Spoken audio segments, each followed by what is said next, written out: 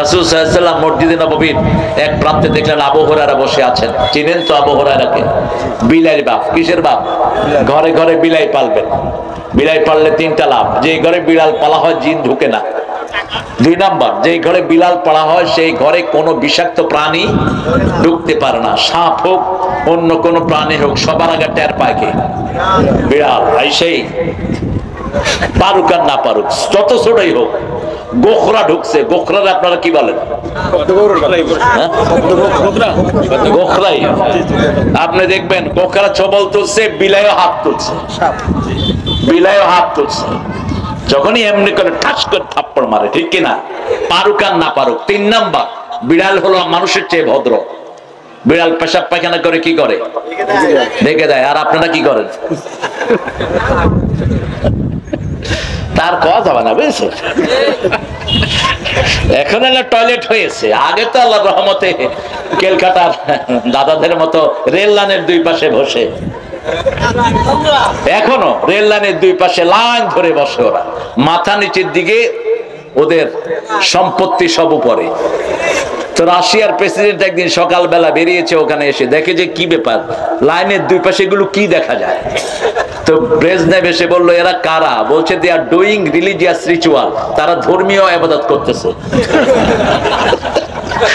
কারণ গু খাওয়া তো ওদের ধর্ম, বুঝছেন না? ওই যে ওদের ঠাকুররা কি খায়? গরুর গরুর আরে মুখ সইতে কি কষ্ট হয়? গরুর মুখ, গরুর বাসায় মুখ লাগা খায়।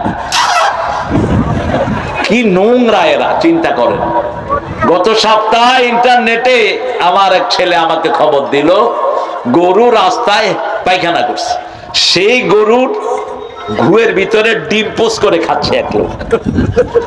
ডিম সেখানে খুলে দিয়ে ওখান থেকে ডিম নিয়ে খাচ্ছে। ইন্নামাল মুশরিকুনা নাজাস। নাজাস হলো নাজাসে গলিজ এবং খফিফ। নাজাস হলো পেশাব পায়খানা।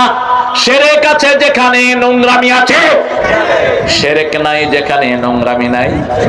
এই জন্য ওই সাহেবের মূর্তিকে ভেঙেও মানুষ কি দিয়েছে? ছেলেরা কি করেছে? পেশাব করেছে। ছেলেদেরকে পুরস্কৃত করা দরকার। যেটা করেছে এটা খুব সজাগ ছেলে, এত উপরে উঠে কাম করেছে। পিছন থেকে পোলাপান ক্যামেরা ধরেছে, কিচ্ছু উঠে পারে না, শুধু দেখেছে দূর থেকে গিয়ে পানি পড়তেছে। কোন মূর্তি আমরা চাই না, সব মূর্তি ভেঙে ফেলা হোক, ঠিক কিনা? হিন্দু ভাইরা, আপনাদের একটা কিতাবে একটা মূর্তির যদি কোনো দলিল পান, আমরা আপনাদেরকে আমাদের ধর্মীয় উপাসনালয়ে আপনাদের জায়গা করে দেব। আপনাদের একটা কিতাবেও মূর্তির পক্ষে একটা লাইন নাই। বরং যারা মূর্তি পূজা করে তারা সবচেয়ে খারাপ মানুষ, খারাপ মানুষ, খারাপ মানুষ। আপনাদের প্রত্যেকটি কিতাবে আছে যে মৃত্যুর আগে যারা বলবে লা ইলাহা ইল্লাল্লাহু মুহাম্মাদুর, তাদের অনন্ত জীবন চির সুখের হয়ে যাবে। এই জন্য ঠাকুররা মৃত্যুর সময় কালেমা তাদেরকে পড়ায়া দেয়। কিন্তু জীবদ্দশায় পড়েন, যখনই কালেমা পড়বেন গুনাহ মাফ করে দেন কে? কালেমা পড়লেই ঈমান নতুন করে দেন কে? ইব্রাহিম আলাইহিস সালামকে গুহার ভিতরে রেখে আসলেন, 6 মাস পরে দেখলেন এক বছরের মতো সাইজ। এবার স্বামীকে বলছেন, প্রাণের স্বামী, তোমাকে একটা জিনিস সারপ্রাইজ দেব, আমার সাথে চলো। নিয়ে গেলেন গুহার ভিতরে, বললেন তাকাও, গিয়ে দেখে চাঁদের চেয়ে সুন্দর এক শিশু। হাজর বলছে, এটা কার? বলছে ওই যে তোমার, ওই যে পেটে আসছিল তোমার। কয় কারোকে বইল না, এই শিশুকে আমি কিছু হতেই দেব না। 2 দিন পরে এসে বলছে, বিবি আমার ছেলে তো 6 মাসের ছেলে, কিন্তু 1 বছরের মতো সাইজ। চলো নমরুদের কাছে নিয়ে যায়, কারণ 6 মাসের শিশুদের কেনা সে ধরবে, কারণ 6 মাস সেটা বন্ধ রেখেছিল। বিবি বললেন যে না, বিবির পরামর্শ নেবেন। বিবির পরামর্শ যারা যায় না, নেয় না, এরা পারিবারিক জীবনে ঠকে যায়। রাসূল নিজেও বিবির পরামর্শ নিতেন। যেমন সফরে রোজা ভাঙা, রাসূলকে যখন আল্লাহ নির্দেশ দিলেন, ইন কুনতুম মারিদান আও আলা সাফারিন ফাইদ্দাতুম মিন আইয়ামিন উখর ওয়া আলাল্লাযিনা ইউতিকুনাহু ফিদিয়াতু তুআমু মিসকিন। আল্লাহ বললেন তোমরা রোজা রাখো, তবে যদি কেউ সফরে থাকে, if you are traveling to somewhere else, if you are ill, তুমি অসুস্থ, তাহলে তুমি রোজা ভাঙতে পারো। রাসূল সফরে গেলেন, সাহাবায়ে কেরামকে বললেন এই রোজা ভাঙো, একজন রোজা ভাঙেন নাই। রাসূল তাবুতে গিয়ে বলছে আয়েশা, সাহাবীরা তো আমার কথা শুনে না। কয় বলেন কি? আপনার জন্য এরা জান দেয়, আপনার জন্য এরা মক্কা ছেড়ে মদিনায় এসেছে। কয় দেখো আমি বলছি আল্লাহ নির্দেশ দিয়েছেন রোজা ভাঙো, কেউ রোজা ভাঙছে না। মা আয়েশা একটু চিন্তা করে বললেন আপনি মুখে খেজুর দিয়ে বের হন, আপনি মুখে খেজুর দেন, খেজুর খাইতে খেতে বাইর হন। উম্মে সালমা রাদিয়াল্লাহু আনহা কি নেককারিনী, তখন রাসূল সাল্লাল্লাহু আলাইহি ওয়াসাল্লাম মুখে খেজুর দিয়ে বের হলেন। সাহাবায়ে কেরাম দেখতেন কি ব্যাপার, রাসূলের মুখ লড়ছে, এই দেখ দেখ এই যে রাসূল কি যেন খাচ্ছে, চল আমরাও খাই। সুবহানাল্লাহ, আরো আস্তে কর। পরামর্শটা কার? কার? বিবির। নিলেন যিনি, উনি কে? সাইয়্যিদুল আম্বিয়া, শুধু নবী না, সাইয়্যিদুল আম্বিয়া মুহাম্মদ রাসূলুল্লাহ। ইব্রাহিমের মা, সব নবীদের পিতামাতা, সর্বশ্রেষ্ঠ পরিবারে দুনিয়াতে এসেছেন। কোন নবীর পিতামাতা চরিত্রহীন ছিলেন না, কোন নবীর পিতামাতা সামাজিক ভাবে ফেলে দেওয়ার মতো ছিলেন না। পরিবারের শ্রেষ্ঠ পরিবারগুলোতে সব নবীকে দুনিয়ায় পাঠিয়েছেন কে? যখন বিবি পরামর্শ দিল আরো 6 মাস পরে নাও, যখন 1.5 বছরের বয়স হলো, আদো আদো কথা বলে, মাকে বলছে মা তোমার রব কে? কি বলছে? তোমার রব কে? মা বলছে তোর বাপ আমার রব, তোর বাপে আমারে খাওয়ায় পরায় কাপড় চোপড় দেয়। এবার ইব্রাহিম বলছেন আলাইহিস সালাম বাপের রব কে? কয় বাপের রব হলো নমরুদ। কয় আমি নমরুদকে দেখতে চাই, আপনি যারা আইন বানবেন তাকেই রব মানলেন, ঠিক না ঠিক? পার্লামেন্টে বিগত বছরগুলোতে যারা মানুষের আইন বানিয়েছে, এরা মানুষের উপর আইন চালিয়েছে, এরা মুশরিক। এদেরকে জঘন্য শাস্তির সম্মুখীন করে দিবেন কে? আল্লাহ। আল্লাহ বলছেন মদ হারাম, এরা বলছেন মদ হালাল। আল্লাহ বলেছেন সুদ হারাম, এরা বলছে সুদ হালাল। আল্লাহ বলছেন বিপরদিগি হারাম, এরা বলছে বিপরদিগি হালাল। আল্লাহ বলছেন ইসলামী সাহিত্য পড়া ফরজ, আর এরা বলছে রামের জীবনী পড়া ফরজ। আলেমের বইতে লিখেছে সন্ত্রাসী মুয়াবিয়া, আলেমের বইতে। এই 16 বছর পোলাপান পড়ছে একজন জরুরুল কদর সাহাবী সন্ত্রাসী ছিলেন। অথচ রাসূলের কথা প্রতি জুমায় আমরা শুনি আল্লাহ আল্লাহ ফি আসহাবি লা তাত্তাখিযুম গারাদাম মিন বাদি ফামান আহাব্বাহুম ফাবিহুব্বি আহাব্বাহুম ওয়া মান আবগাদাহুম ফাবিবুগদি আবগাদাহুম খায়রুল কুরুনি কারনি সুম্মা আল্লাযীনা ইয়ালুনাহুম। রাসূল বলছেন তোমরা বলবা আল্লাহ আল্লাহ, আল্লাহর কসম করে বলছেন যারা সাহাবীদেরকে ঘৃণা করে আমার ঘৃণা তাদের সাথে, যারা সাহাবীদেরকে ভালোবাসে আমার ভালোবাসা তাদের সাথে। রাসূল বলছেন তোমরা সর্বশ্রেষ্ঠ যুগ আমার যুগ, তারপরে সাহাবীদের যুগ, তারপরে তাবেঈদের যুগ। ইয়াজিদ খারাপ, কিন্তু মুয়াবিয়ার ব্যাপারে কোনো সমালোচনা আমরা সহ্য করব না, ঠিক না বেটি? ইয়াজিদ অত্যন্ত বাজে লোক। আমাদের দেশের কিছু কিছু টুটকা মোলবা কয় ইয়াজিদ নাকি খুব ভালো লোক ছিল, অনেক রাকাত তাহাজ্জুদ পড়তো। তো ইয়াজিদ ভালো লোক হলে ইয়াজিদ আমার প্রিয় হোসাইনকে যে খুন করা হলো, ওই শয়তানের বিচার তো ইয়াজিদ করে নাই, বরং লাঠি দিয়ে ইয়াজিদের দাঁত, হোসাইনের দাঁতে সে আঘাত করছিল। সেই আসরে একজন সাহাবী ছিলেন, বলছে এই বেয়াদব ইয়াজিদ লাঠি নামা, এই ঠোঁটে চুম্বন খেতে দেখেছি রাহমাতাল লিল আলামিনকে। অসংখ্য ঘটনা। রাসূলের 2 শ্রেষ্ঠ জান্নাতের তরুণকে একজনকে জবাই করে হত্যা করেছে ইয়াজিদ, আরেকজনকে বিষ পান করায় দুনিয়া থেকে বিদায় করেছে। কিন্তু কোন সাহাবীর নামে একটা লাইনও আমরা সহ্য করব না। আমরা সাহাবীদেরকে আমাদের প্রাণের চেয়ে বেশি ভালোবাসি, ঠিক না বেটি? আরো আস্তে কর না। ইব্রাহিম আলাইহিস সালাম দেখতে চাইলেন রবকে। বিবি বললেন আরো 6 মাস পরে নাও, নিয়ে গেল নমরুদের কাছে। নমরুদকে দেখে ইব্রাহিম আলাইহিস সালাম বলছে রব এত অসুন্দর হয় কেমনে, বিশ্রী, এটা কেমনে রব? এটা চেয়ে আমার বাপই তো সুন্দর, বাপ এত সুন্দর মানুষ হয়ে এত বিশ্রীটাকে রব বানাইছে কেমনে? ইব্রাহিম আলাইহিস সালাম মুখ চেপে ধরলেন, মা নিয়ে আসলেন সেখান থেকে। আস্তে আস্তে বড় হতে লাগলেন ইব্রাহিম আলাইহিস সালাম। বাপকে দেখলেন মূর্তির সামনে এইভাবে দাঁড়িয়ে থাকে, প্রশ্ন ছড়িয়ে দিলেন সূরা সাফফাত, মা হাযিহি তামাসিলুল্লাতী আনতুম লাহা আকিফুন। ও বাপ, এই মূর্তির সামনে তুমি ইতিকাফ করো কেন? এভাবে নিবৃষ্ট হয়ে দাঁড়াও কেন? বাপ জবাব দিয়ে, আজি আসনামুকুম, এটা তোমাদের দেবতা। ইব্রাহিম জবাব দিচ্ছেন, লা ইউসমা ওয়া লা ইউবসির, চোখেও দেখে না, কানেও শুনে না, এটা কেমন দেবতা? এবার বাপ বলছে, লা আজরে মান্নাক, তোকে আমি পাথর মেরে হত্যা করব। ছেলে জবাব দিচ্ছে, লা আস্তাগফিরান্নাকা ইলা রাব্বি, আমি তোমার জন্য আল্লাহর কাছে মাপ চেয়ে কাঁদবো। আল্লাহু আকবার। বাপ বলছে পাথর মেরে হত্যা করব, আর ছেলে বলছে তোমার জন্য আল্লাহর কাছে কাঁদবো। শিখে নেন কিভাবে পিতামাতার কথোপকথন হবে। আস্তে আস্তে বড় হতে লাগলেন।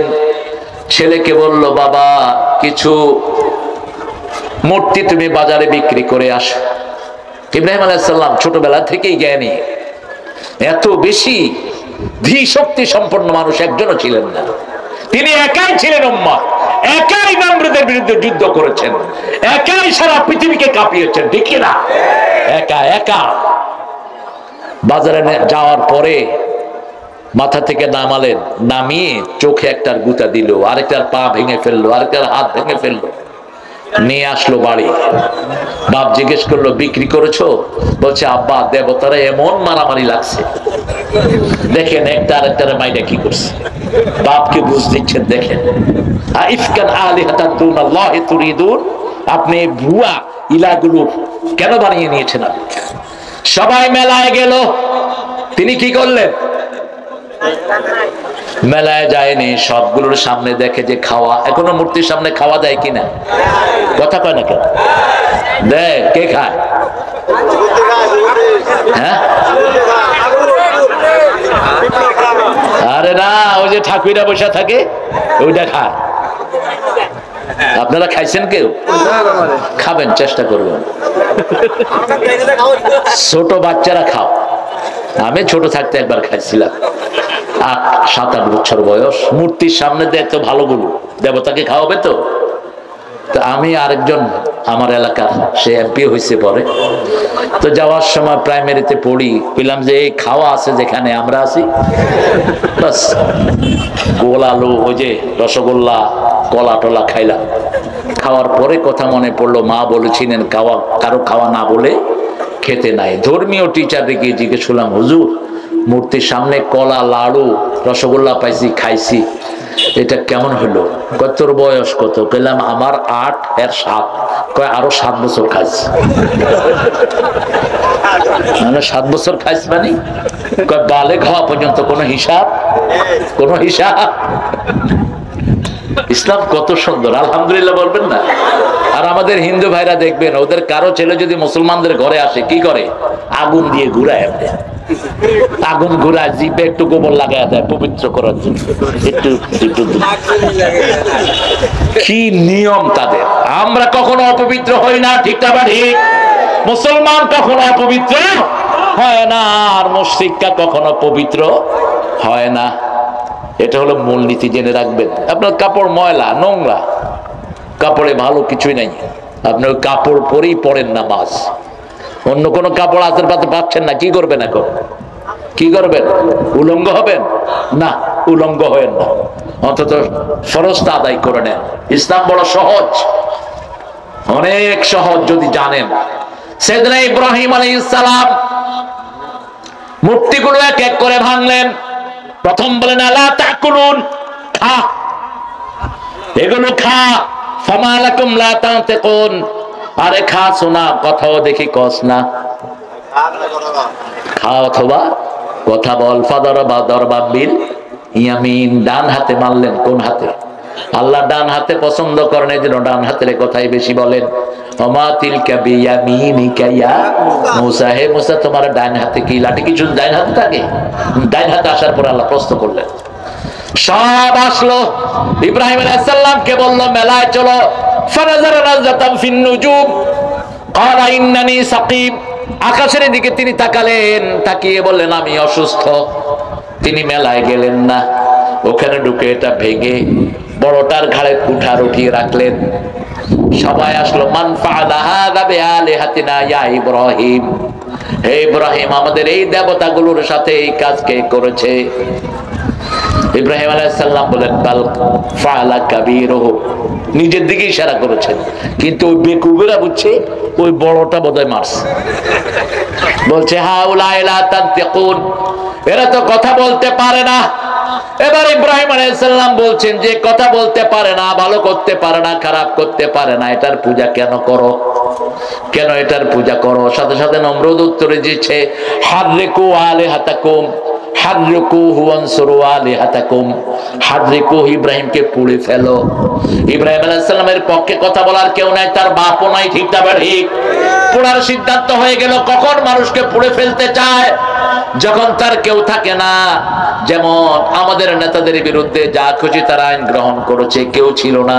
যে কথা বলেছে তাকে উঠিয়ে নিয়ে যাওয়া হয়েছে, যে কথা বলেছে তাকে পিটানো হয়েছে, ঠিক না ঠিক? আপনাদের কষ্ট হচ্ছে? কতক্ষণ থাকবেন? একজন যদি উঠেন সাথে সাথে মোনাজাত করে দেবে। 1 ঘন্টা চলে গেছে অবশ্য, আমি আস্তে আস্তে যাচ্ছি। হ্যাঁ, কতক্ষণ থাকবেন?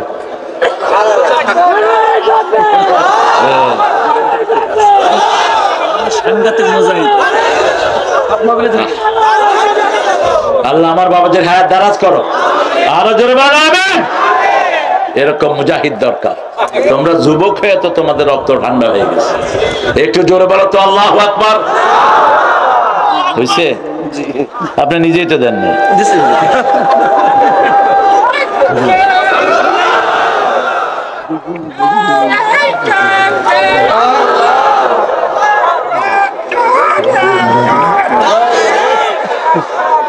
এটার চেয়ে ভালো কোন স্লোগান নাই। আল্লাহু আকবার বললেই কাফেরদের অন্তরে ভয় ঢুকে যায়, ঠিক না ঠিক? বেনমাজিরা সবচেয়ে বেশি ভয় পায় স্লোগান। এই জন্য যখনই আপনার কোনো ভয় আসবে আপনি কাকে ডাকবেন? আল্লাহকে ডাকবেন। আল্লাহ তৌফিক দান করুন। এবার বললো ইব্রাহিমকে পুড়ে ফেলো। আগুন জোগাড় করা হতে থাকলো। এখনো সেই আগুনের স্তম্ভটা তার কিতে আছে, সেখানে এরদোয়ান তার আগের প্রেসিডেন্টরা সেখানে পাশে দেখার জায়গা করে রেখেছে, একটু দূরে সেখানে মসজিদ। ইব্রাহিম আলাইহিস সালামের জন্য আগুনের বিরাট স্তূপ করা হলো। এত বেশি আগুন জ্বালানো হলো, এখন তারাই যেতে পারছে না। কিভাবে ইব্রাহিম আলাইহিস সালামকে আগুনে ফেলবে?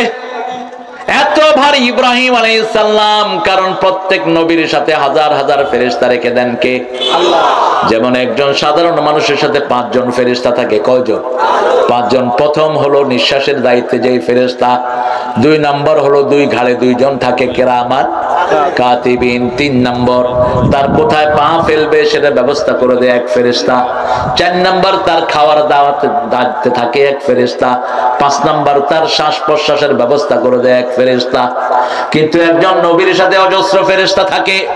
শয়তান এসে পরামর্শ দিল ইব্রাহিম আলাইহিস সালামের, ওই জায়গাতে একটা মেলা করো, মেলায় বেটা বেটি একসাথে হবে, সেখান থেকে রহমত বিদায় নিবে।